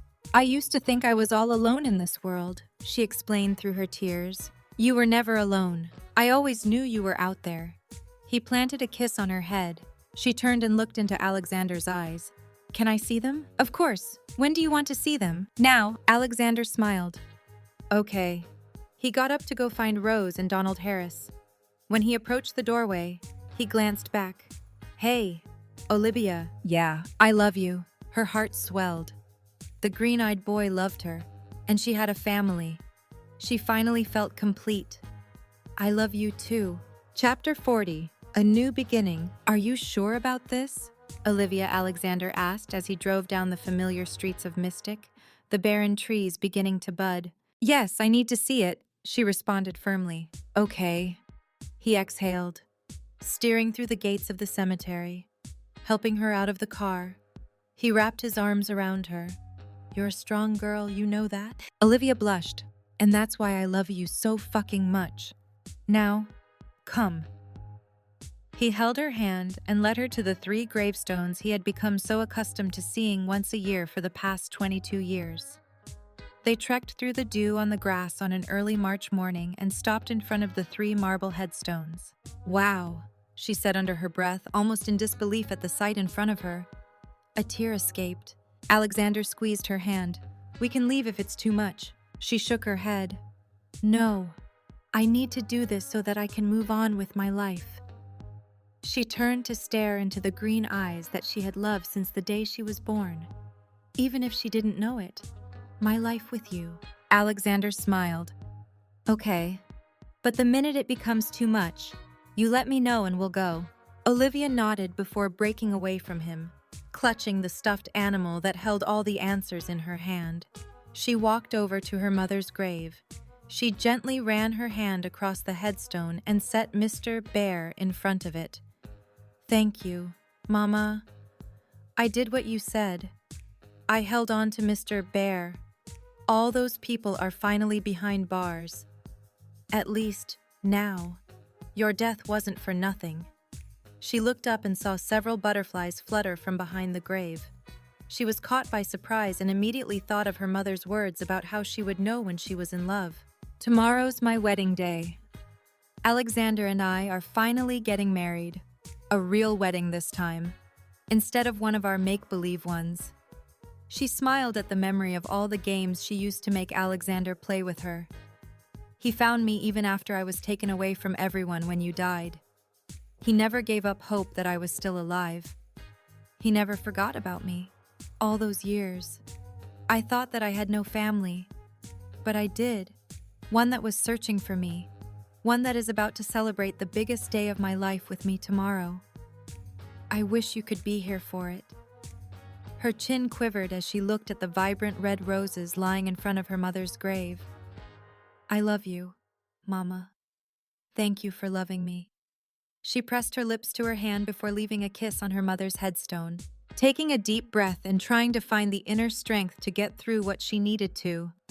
She walked to where her father had supposedly been buried for all those years, his fake grave. Memories of that night back in August flashed through her mind. Her knees gave out and she sank to the ground, unable to hold back the tears. Olivia Alexander exclaimed, rushing to her side and wrapping his arms around her. "Come on, let's go. You don't have to do this." He brought her head into his chest, soothing her sobs. "This is too much. I'll have that fucking gravestone removed."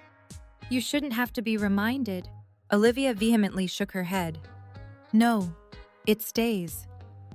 The man I knew as my father did die that day. The man I met last summer was not my father. I need it to stay, as a reminder." He sighed. "Okay, if you're sure." She nodded, bringing her head out of his chest, and looked at her father's gravestone. "Can I just have a minute? Please." "Of course." Alexander planted a soft kiss on her forehead before leaving her. She turned her head, staring at the grave belonging to the man that, at one point, ruined her life. But the more she thought about it, the less that seemed true. He didn't ruin her life. If one thing differed, she may not be where she was at that moment. If she wasn't ripped from her friends and family, she may have grown apart from them eventually. Alexander included. She didn't even want to think about not being with him. He was her life. He was her world, so, for that, she held no grudges. "Hi, Daddy," Olivia said. "I know you're not buried here, but the memories of the man I knew and loved are... I just wanted to say that I forgive you. I need to forgive you so I can move on. You will never be able to ruin my life again. For the longest time after I got out of the hospital this past August, that's what I thought. I was so angry at you for ripping me away from my friends and family. But that anger won't change anything. For me to move on, I need to bury that anger. And the only way I know how is to forgive you for what you did to me this past August and that August all those years ago. You don't deserve my forgiveness, but I need to be the bigger person, so I forgive you. After today, I'll never have to think about you again, at least not the man you turned into." She slowly stood up. "Goodbye, Daddy." She gently caressed the headstone. "Your Livy will always love you, but Olivia will not." She turned away, tears streaming down her face. "Olivia, Angel, we can come back later." Alexander pulled her body into his, hating to see how upset she was. "No, I need to see it. I'm stronger than this." "I know you are, but it's okay if you want to go." Olivia shook her head. "No, I only need one more minute. I just want to see it." She turned away and walked to a smaller headstone, yellow sunflowers lying in front. She glanced over her shoulder, grinning. "Been here recently, Mr. Burnham?" He shrugged. "It's a standing order. You always loved sunflowers. You called them giant daffodils," she recalled. "You were right. They look nothing like daffodils." "Yeah." A tear fell down Alexander's face, weeping for the loss of his best friend all those years ago. He took a step toward Olivia, brushing a wayward curl away from her eye. "I wish I could have known you all those years. I think that's what hurts the most. But if one thing was different, we wouldn't be where we are now, about to get married." She stood on her toes, brushing her lips against his, savoring the feeling of his mouth on her cold skin. "Now please, take me home and make love to me before Kira gets here and banishes you to your house until tomorrow afternoon." His eyes grew wide, forgetting that he wouldn't be able to see Olivia that night. "Yes, ma'am." He scooped her up in his arms and gingerly placed her in the front seat of the car. He drove rather carelessly through the streets of downtown Mystic before pulling up in front of Olivia's childhood home. "This place brings back some great memories," he commented after Olivia opened the front door, granting them both entry. "You can reminisce later." "Alexander." She took off her coat and walked up to him, unbuttoning his jacket. She stood mere breaths away.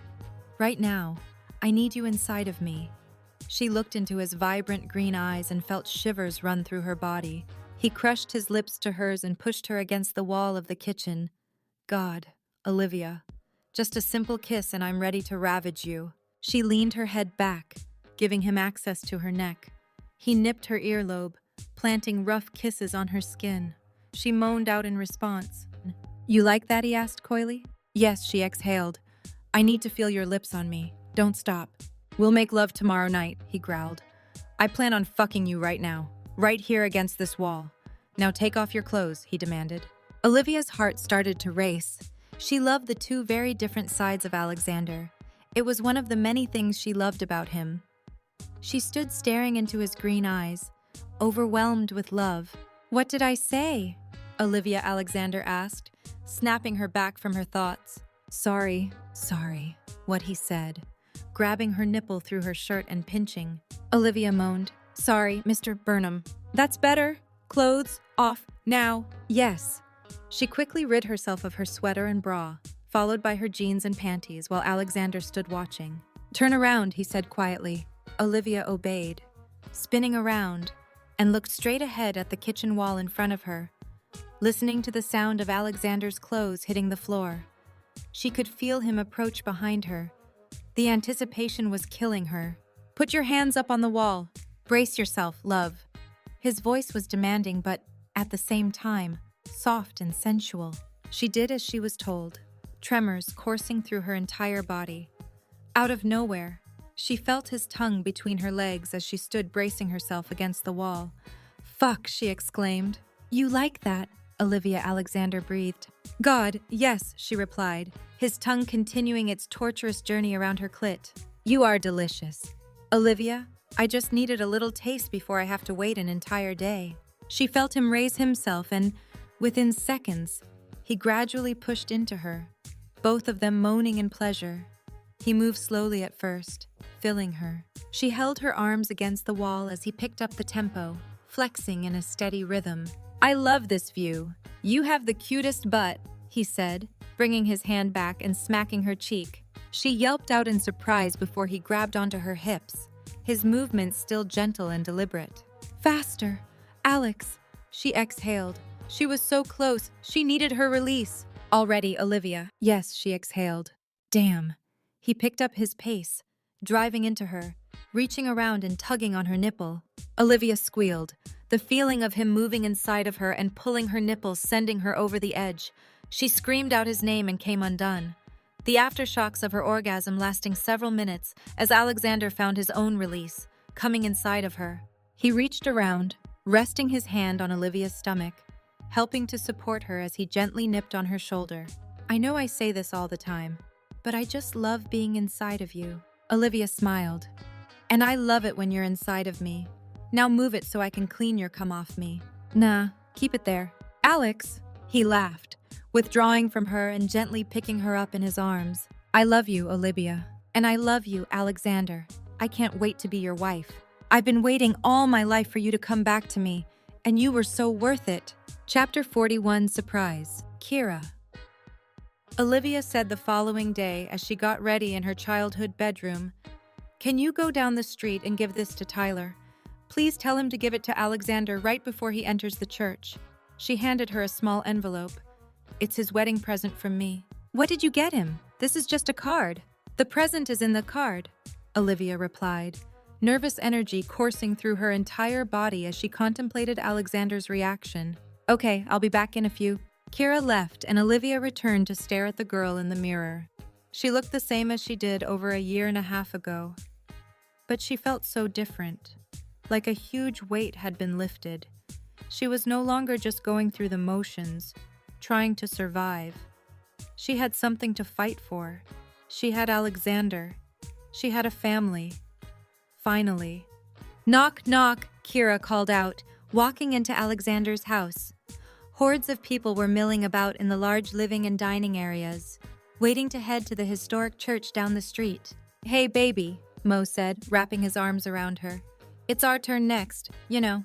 Kira grinned, excited about marrying him the following year. Where's Tyler? Mo gestured with his head toward the dining room. He's in there, talking with Olivia's grandparents. How's Alex doing? Good. Excited. He just wants the wedding over. He wants to marry that girl something fierce. Kira laughed. And I want to marry you something fierce. Then let's go to Vegas next weekend. Come on, baby. Jack, both of our families would kill us. It'll be the crime of the century anyway. An Italian marrying an Irish woman in Boston. You're right about that, he laughed. I gotta run. I'll see you at the church. She planted an affectionate kiss on his lips and went in search of the best man. Tyler, she yelled, half of the house turning to look at her. Whoops. Tyler simply shook his head and walked over to Kira in her deep green tea-length bridesmaid dress. You sure do know how to make an entrance. She laughed. I know. She handed him the envelope. I've been instructed by the bride to give this to you. You are to give it to the groom right before he goes into the church and not a second before. Do you understand? He scrunched his eyebrows in confusion. What is it? It just looks like a card. Kira shrugged. Hell if I know. Bitch hasn't told me anything. Okay. Well, here. He picked up a shirt-sized box from the dining room table. Give this to the bride. She can open it before she leaves. Got it. Kira grabbed the gift and left just as people began filing out to make their way to the church. She hurried back to Olivia's house to finish getting ready. It's about time you got back, Bridget remarked when Kira walked through the front door. Sorry, I got held up. Is she ready? Yeah. I helped her into the dress. I had to hook all those buttons by myself. Thank you very much. Sorry. It wasn't that bad. I'm just giving you shit. Kira laughed. Bitch. She ran up the stairs, busting through the door to where Olivia was getting ready. She looked at her best friend and tears began to well up in her eyes. Oh, Libby, you look beautiful. Olivia met Kira's eyes, becoming rather emotional all of a sudden. Stop it, Care Bear, or I'm going to cry and smudge my eye makeup. It's okay, I used waterproof. Good, because I'm so going to need it. She eyed the box Kira had clutched in her hands. What's that? Oh, this is from Alexander. He said you can open it now. Do you want some privacy? No. You can stay. She grabbed the box and slowly unwrapped it, gasping when she pulled back the tissue paper, exposing her gift. What is it? I can't believe he still had this. Olivia looked down into the box. There was a frame around the picture she drew for Alexander on his first day of school. I was so mad at him for leaving me and starting school. She explained to Kira. I cried and cried that day. Then my mama told me that Alex wouldn't be very happy if he came over after school, and I was still crying. She told me to draw a picture to give to him. I drew this. She looked at the old drawing of stick figure versions of Alexander and Olivia eating ice cream. Her heart swelled, and she desperately wanted to get to that church and marry her best friend. Nervous Tyler asked as he drove Alexander to the church. No, I've never been so sure of anything in my life. You're not leaving this one at the altar, are you? Ha, ha, very funny. Tyler pulled the car into the parking lot and the two brothers got out, heading toward the front door of the church. Wait, before you go in, Olivia wanted you to have this. He handed him the envelope. Alex, dear, his mother called from the front steps. We need to start Olivia's here and the girls are all ready. We just need the groom. Tyler, you're on my shit list for taking him to a bar on the way here. Young man, coming, Ma? Alexander laughed, opening the envelope as he walked into the church. He stopped dead in his tracks when he looked at the fuzzy black and white picture mounted on a piece of cardstock. What is it? Alexander's heart started racing. He couldn't believe it. I'll tell you later. Let's get this show started. He was so excited that his hands were shaking. He wanted nothing more than to see Olivia at that moment. He wanted to wrap his arms around her and kiss her and never let her go again. He took his place at the altar and the processional began. The guests laughed when Runner emerged onto the aisle, trotting toward his master with 2 shining rings attached to his green collar. Good boy, Alexander said, grabbing the dog's collar and handing the rings to Tyler. It seemed to take forever for Bridget and Kira to walk down the aisle of the church. Alexander just wanted to see his bride.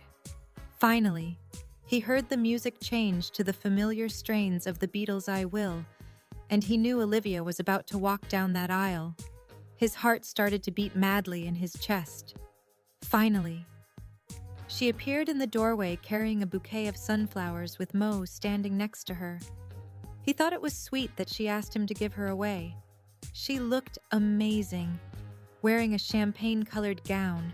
It was simple, yet elegant. It was very Olivia. That's what she was. Simple, yet elegant. Finally, she took a step, but Alexander couldn't wait any longer. Stepping into the aisle, he rushed to her, wrapping his arms around her, and kissed her. "It's true," he asked through his tears. Olivia looked at him through her own tears. She nodded, a grin on her face. "Yeah, we're having a baby. Alex, September." He crushed his lips to hers once more, not caring that everyone was watching. "Hey, man, I haven't given her away yet," Mo said. Olivia laughed as Alexander pulled back, staring deep into her big brown eyes. "You better get up there. Mr. Burnham, you knocked me up. You've got to make an honest woman out of me now." "Oh, love, I've been waiting my entire life for this moment." "Me too." She tilted her head and brushed her lips against his. Chapter 42. Lovely. August 24th. A day that he used to hate no longer lay heavy over Alexander's heart. The sun woke him up early that Sunday, and he lovingly admired his wife, her belly protruding from her slim frame, before hopping in the shower. When he was finally ready to start his day, he returned to the bed where his Olivia was still resting peacefully, and gingerly placed a kiss on her forehead. Olivia stirred, rubbing her eyes. "Hey," she said sleepily. "Good morning, love. How are my two best girls this morning?" She smiled. "One of us is tired.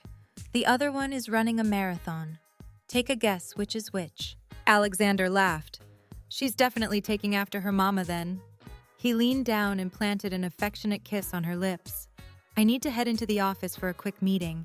I'll be back in a few hours. Will you be okay?" "Go. I'll be fine. I'll probably be in the same exact position when you get back." Alexander raised himself off the bed. "Okay, I'll see you soon, Mrs. Burnham." "I can't wait, Mr. Burnham?" He turned to leave. "Oh, and Mr. Burnham." "Yes," Alexander said, spinning around. "Happy birthday, Daddy." Alexander smiled, leaving Olivia resting in their bed. She soon drifted back off to sleep for a bit, before the excruciating pain set in. She raised herself into a sitting position, feeling something sticky between her legs. Looking down, she saw blood. "What?" After his meeting, Alexander decided to stop and get sunflowers for Olivia. It was August 24th. After all, why break with tradition instead of having Martin cart him around? He let him have the day off, hating to ask someone to work on a Sunday when he could easily walk to the office.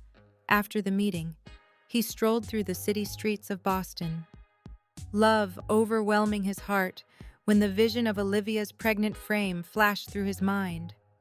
Stopping at a flower market, he grabbed a beautiful sunflower bouquet before making his way back to his penthouse. As he approached the front door of his apartment building, he reached into his pocket, suddenly realizing that he had left his cell phone on the nightstand. "Crap," he said, running to the bank of elevators and pressing his code for the penthouse. He hoped Olivia hadn't needed anything while he was gone. When the doors opened, he ran out of the elevator and up the stairs to the bedroom. Olivia was nowhere to be found, and on her side of the bed was a pool of blood. "Shit," he exclaimed, grabbing his cell phone, seeing several missed calls, mostly from Kira. "Fuck!" With shaking hands, he called her. "Alex," she shouted, answering the call. "You left your phone at home. Don't you think I know that?" "Where's Olivia?" "She's here at me, GH. Her placenta ruptured. They had to knock her out. You need to get here. They're getting the baby out." "Fuck, I'll be right there." He ran down the stairs and scrambled into an elevator, willing it to move faster. Within 30 minutes, he pulled up out front of MGH, rushing to the labor and delivery floor to find out what was going on, the entire time thinking about how nothing good had ever come out of August 24th. "Alex," Kira shouted when she saw him run through the doors leading to the registration area. Kira Mo. "What's going on?" he asked nervously, his expression changing when he saw their calm, smiling faces. She beamed. "You're a daddy. Alex, come on." She grabbed his hand, walking him down a long corridor as he tried to process the fact that he was a father. Olivia is still knocked out. They had to give her general anesthesia and perform a C-section. She's a little small considering she was born about 3 weeks early, but baby and mommy are fine. "Damn it, I missed it." Kira laughed. "We all did." No one could be in the room with her. They kicked me out, too. She stopped in front of a door and gently pushed it open. A nurse sat feeding a bottle to a tiny pink bundle, looking up when she heard the door open. "Are you the daddy?" she asked. Alexander's heart beat faster.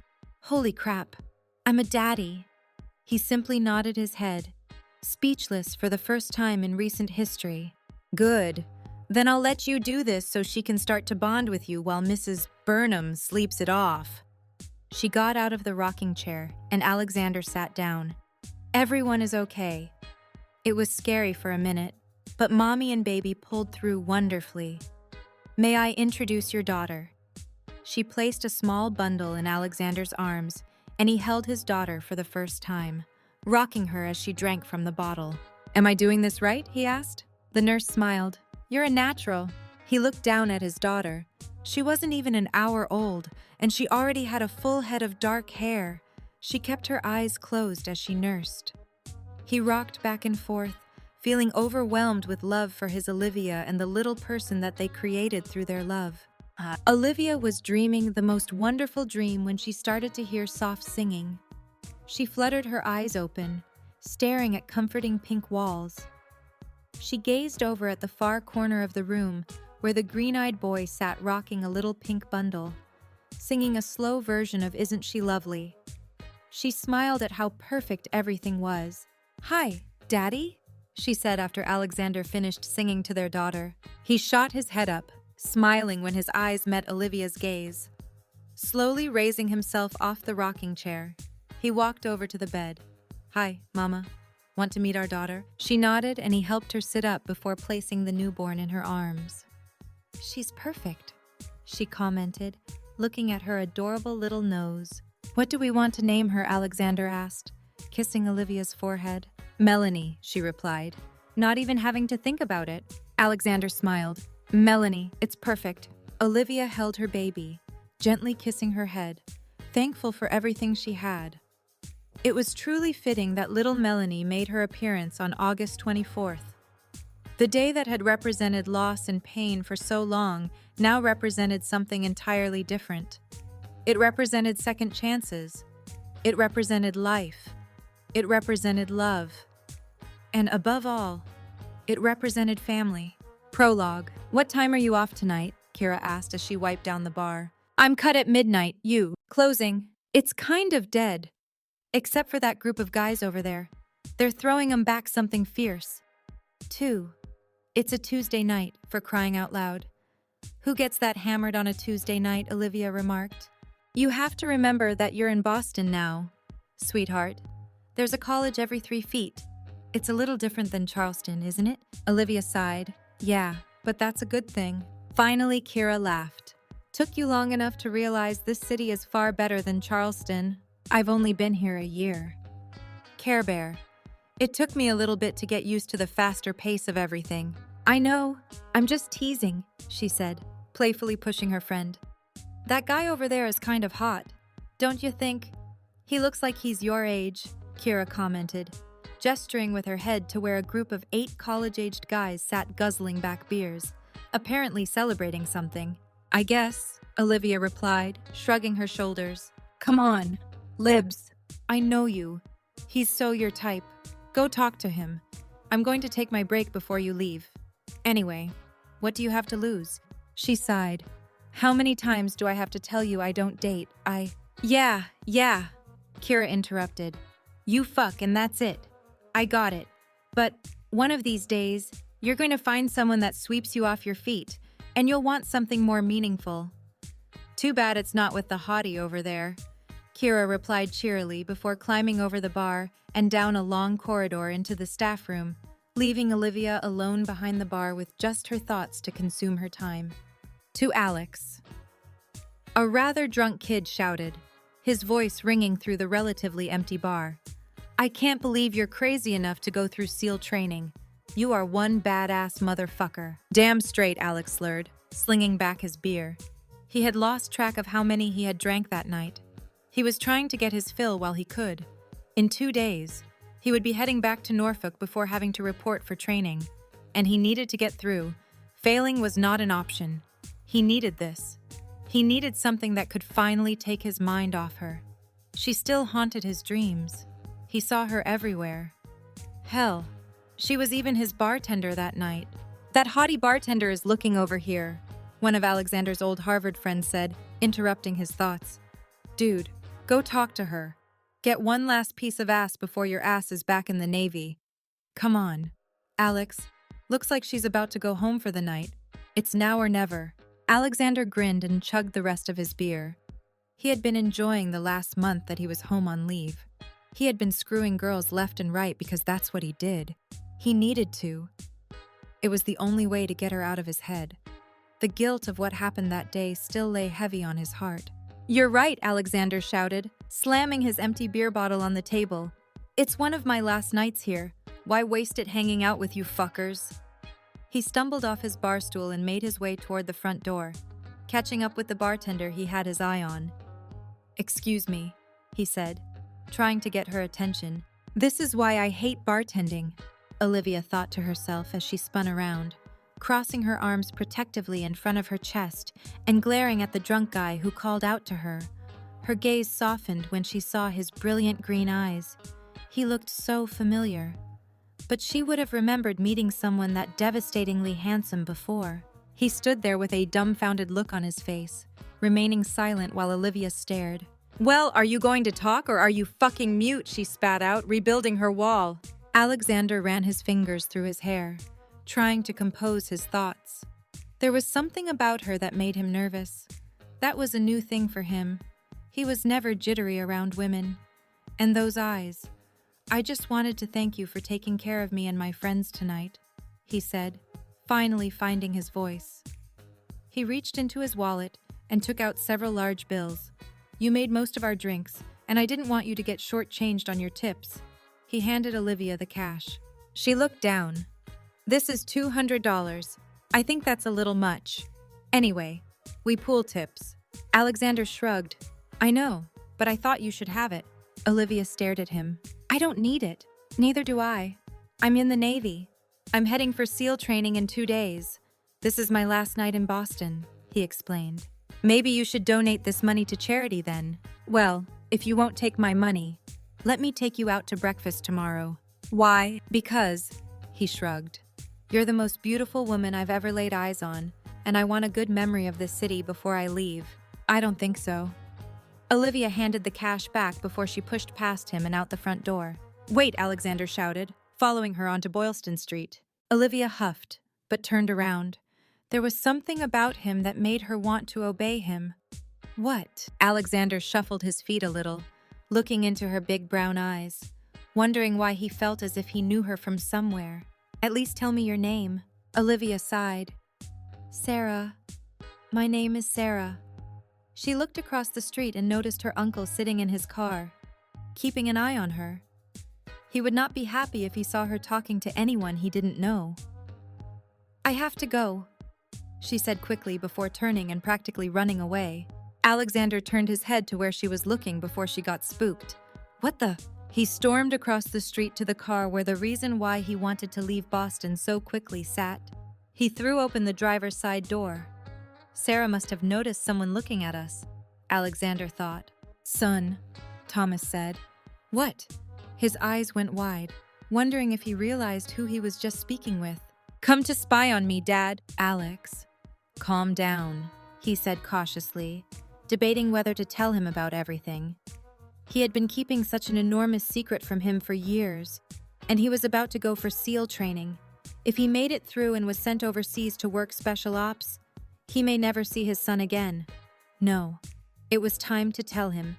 He needed to know. That girl. "No, you know what?" Alexander interrupted. "I'm done listening to you. What I do on my own time is my fucking business. If I wanted to go out with the guys for some beers or take home a hot girl, I'm damn well going to do it. If you really cared about me, maybe you should have been around more when I was growing up instead of putting your fucking job ahead of me. I'm done with you. Tell Ma if she wants to see me before I leave. I'll be at Charlie's tomorrow around 11 for breakfast." He spun around and hailed a cab. "Alex, wait!" Thomas yelled. Alexander flipped off his father as the yellow cab sped away, driving him to Adele's apartment by Wellesley. "That's your Olivia. I'm so sorry." Alex, he said to no one at all.